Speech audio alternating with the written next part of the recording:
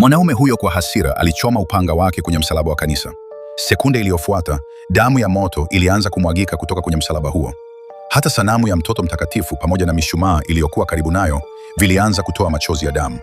Akiwa ameshikilia kikombe cha dhahabu, mwanaume huyo alikusanya damu hiyo na kujiandaa kuinywa kwa funda moja. Kisha akaapa kiapo cha mauti mbele za Mungu. Mara tu kikombe kilipoanguka kutoka mkononi mwake, mwanaume aliyekuwa amevaa silaha nyekundu alilaaniwa na Mungu kuanzia wakati huo na akageuka kuwa Dracula, babu wa kwanza wa vampires. Mnamo mwaka wa 1462, jeshi la dola ya Ottoman liliteka Constantinople. Wakati Waturuki walipokuwa karibu kusambaa kote Ulaya, Dracula, jenerali mkuu wa Romania, aliamriwa na kanisa kwenda vitani kwa ajili ya nchi yake.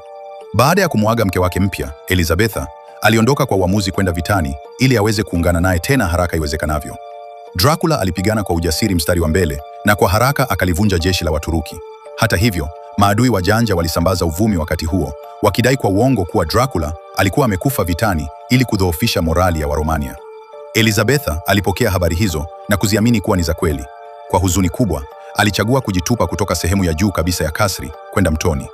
Alitumia kifo chake kuonyesha heshima kwa Dracula na upendo wao wa milele. Dracula aliporudi kwa ushindi, alichokiona ni mwili baridi usio na uhai wa mke wake. Baada ya kusoma barua ya kujiua iliyoachwa na Elizabetha, Dracula alijawa na majonzi makubwa. Lakini badala ya kupewa faraja, padre alichagua kuongeza maumivu yake kwa kudai kwamba kwa sababu mke wa Dracula alikuwa amejiua, roho yake haingeweza kuingia mbinguni na badala yake angepata adhabu ya Mungu. Aliposikia hayo, Dracula alikasirika sana. Alikuwa ametoa maisha yake yote kulitumikia kanisa, lakini mwisho wake ukawa hivi. Kwa hasira, alimwangusha padre chini na kuuchoma upanga wake kwenye msalaba wa kanisa.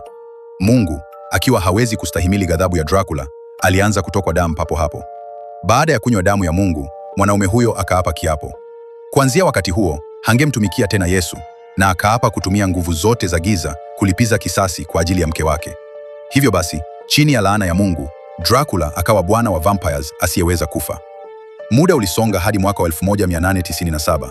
Kufikia wakati huo, watu wote waliokuwa karibu na kasri la Dracula walikuwa tayari wamemalizwa damu na yeye. Ili kuendelea kuishi kwa muda mrefu zaidi, akaelekeza macho yake kwenye jiji lenye watu wengi zaidi la London. Rivers alikuwa wakala wa mali isiyohamishika huko London. Siku moja, kampuni yake ilimtuma kushughulikia ununuzi wa nyumba kwa ajili ya mteja tajiri wa ajabu huko London. Ili aweze kumuoa haraka mpenzi wake, Rivers alikubali kazi hiyo kwa furaha.